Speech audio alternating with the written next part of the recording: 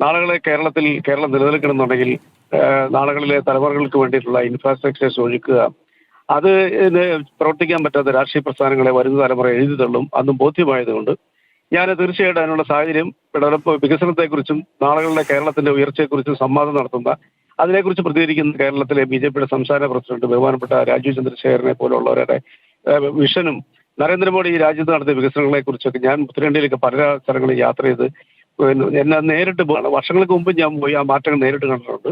അതൊക്കെ എന്റെ മനസ്സിൽ കുറെ നാളായിട്ട് എനിക്ക് കിടക്കുന്നുണ്ട്. ഇനിയിപ്പം കേന്ദ്ര സർക്കാരുമായിട്ട് യുദ്ധപ്രഖ്യാപനം നടത്തി കേരളത്തിൽ മുമ്പോട്ട് പോകാന്ന് പറയുന്നതല്ല.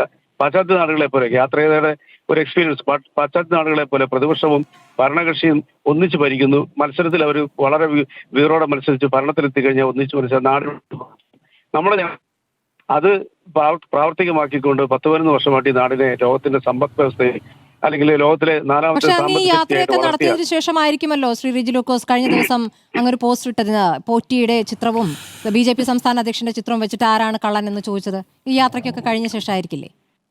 അങ്ങനെ ഒരു പോസ്റ്റ് എന്റെ ജീവിതത്തിൽ ഞാൻ ഇട്ടിട്ടില്ല. അത് സ്മൃതിക്ക് തോന്നിയതാ. ഞാൻ നരേന്ദ്രമോദിയെ കള്ളനെന്നോ രാജീവ് ചന്ദ്രശേഖരനെ കള്ളനെന്നും പറഞ്ഞൊരു വാക്ക് ഉപയോഗിച്ചിട്ടില്ല. അങ്ങനെയൊന്നും പറയരുതേ. കാരണം ഞാൻ എന്റെ ജീവിതത്തിൽ അങ്ങനെ ഒരു വാക്കുകൾ ഉപയോഗിച്ചില്ല. ഞാൻ പിന്നെ ശബരിമല തട്ടിപ്പിനെ കുറിച്ച്, ആ തട്ടിപ്പിന് വിധേയരായവരെ കുറിച്ച്, ആ തട്ടിപ്പ് നടത്തിയവരെ കുറിച്ച് ശക്തമായ രീതിയിൽ ഞാൻ പ്രതികരിച്ചിട്ടുണ്ട്.